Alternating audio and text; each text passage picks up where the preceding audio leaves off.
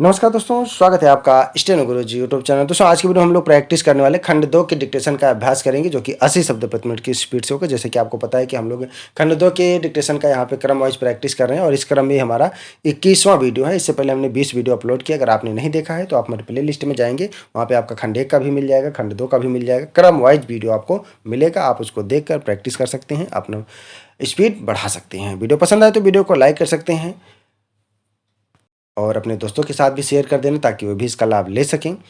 Channel को subscribe करना, जिससे आने वाले सभी नोटिफिकेशन आपको सबसे पहले मिले।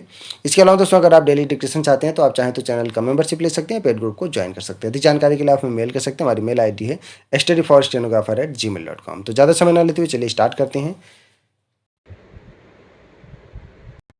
रेडी? 5 second, start.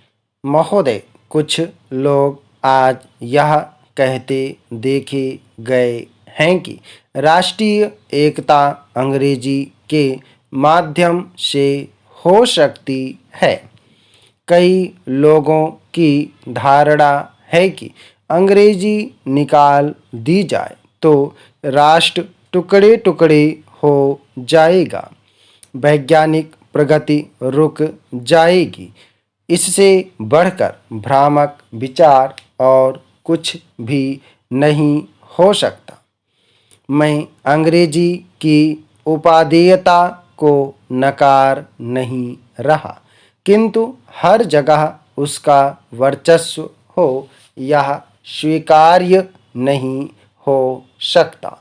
किसी देश की भाषा के साथ उस देश की संस्कृति, विचारधारा और मान्यताएं जुड़ी रहती हैं और उन्हें प्रकट करने के लिए उस देश की भाषा ही सर्वसक्षम होती है।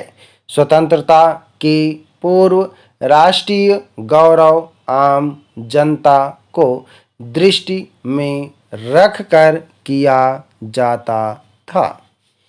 राष्ट्रीय एकता का अर्थ है करोड़ों भारतीयों की एकता, और यह एकता हिंदी से ही लाई जा सकती है, अंग्रेजी से नहीं। अंग्रेजी को बनाए रखने की नीति मानसिक दासता की द्योतक है। यदि हिंदी और भारतीय भाषाओं के विरुद्ध अंग्रेजी षड्यंत्र को विफल नहीं किया गया तो जनतंत्र एक मखौल बनकर रह जाएगा। हिंदी और भारतीय भाषाएं तो सहोदराएं हैं, उनमें आपसी कोई विरोध नहीं। उनका विरोध और संघर्ष तो अंग्रेजी के साथ है। जिस दिन क्षेत्रीय भाषाएं अपने क्षेत्र के प्रशासन, न्याय, शिक्षा आदि में स्थापित हो जाएंगी, उसी दिन राष्ट्रीय स्तर पर राष्ट्रभाषा, राजभाषा और संपर्क भाषा के रूप में हिंदी के स्थापित हो जाने का मार्ग प्रशस्त हो जाएगा। स्वैच्छिक हिंदी संस्थाएं अपने मूल उद्देश्य को कभी भी धूमिल होने ना दें, क्योंकि हिंदी के प्रचार प्रसार के क्षेत्र में वे सर्वाधिक महत्वपूर्ण इकाइयां हैं।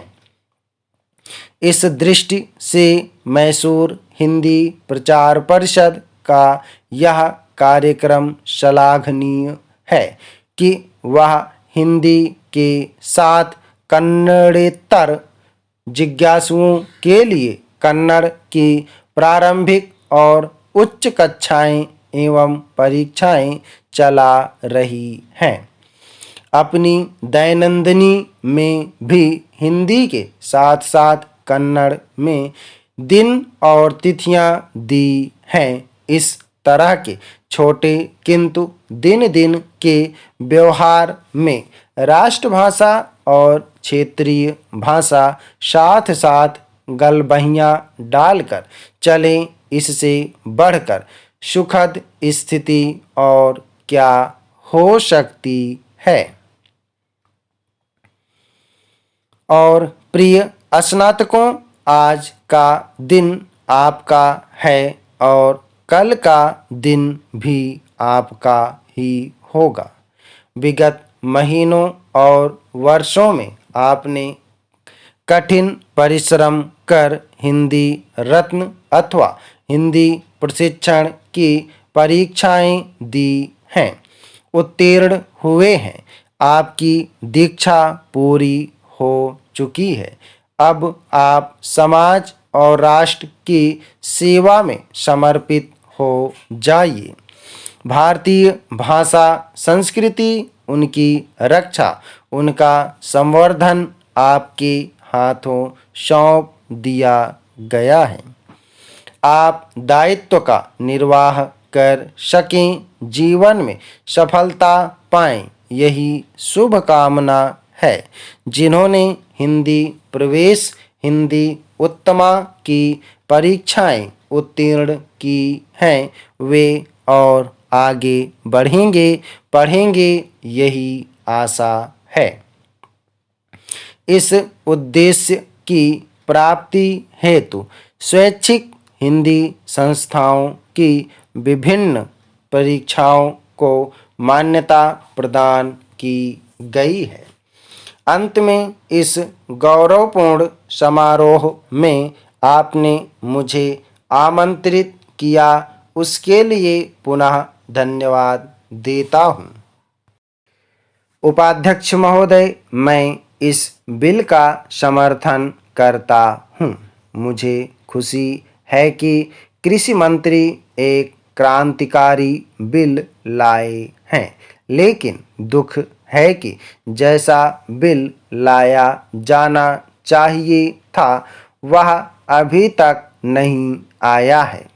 मुझे खुशी है कि मंत्री महोदय ने बड़ी हिम्मत से यह बिल पेश किया है, परंतु कुछ सदस्यों ने इसका विरोध किया है।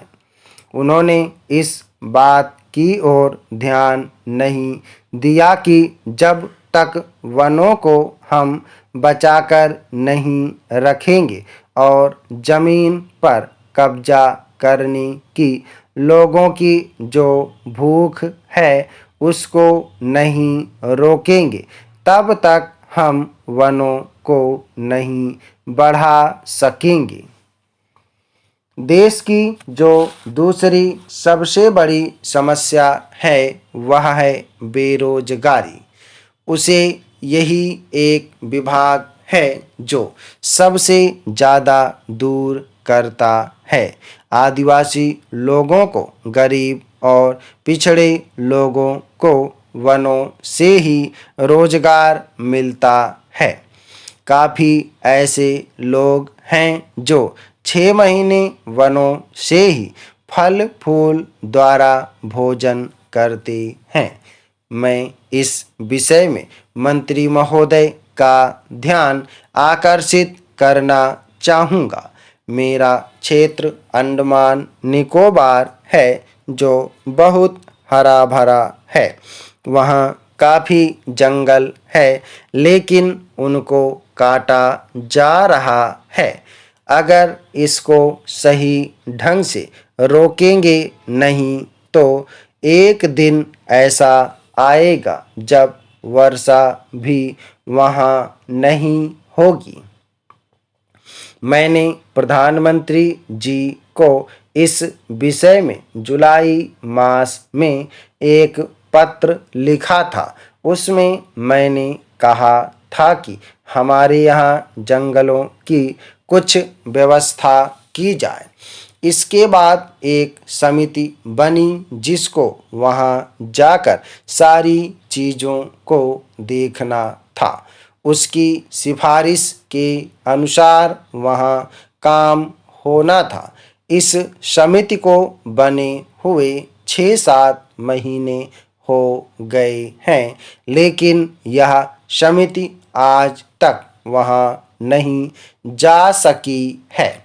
झगड़ा क्या है? झगड़ा यह है कि कनिष्ठ अधिकारी को इस समिति का अध्यक्ष बना दिया गया है। जो वरिष्ठ अधिकारी हैं वे कहते हैं कि हम इसके नीचे कैसे काम करेंगे, उनके साथ कैसे जाएंगे। इस वास्ते यह जो चीज़ है इसकी तरफ आपका ध्यान जल्दी से जल्दी जाना चाहिए और आपको इसको देखना चाहिए।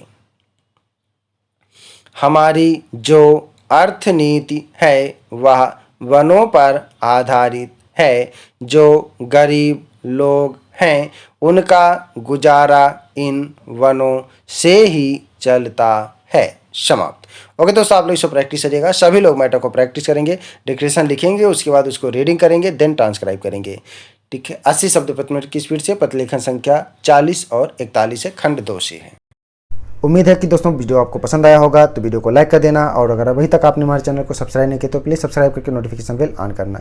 और दोस्तों, अगर आप डेली डिक्टेशन चाहते हैं तो आप चाहें तो चैनल का मेंबरशिप ले सकते हैं या हमारे पेड ग्रुप को ज्वाइन कर सकते हैं। अधिक जानकारी के लिए आप हमें मेल कर सकते हैं। हमारी मेल ID है studyforstenographer@gmail.com। अपना बहुमूल्य सुझाव हमें कमेंट बॉक्स में जरूर देना। वीडियो को पूरा देखने के लिए बहुत बहुत धन्यवाद। Thanks for watching. जय हिंद, जय भारत।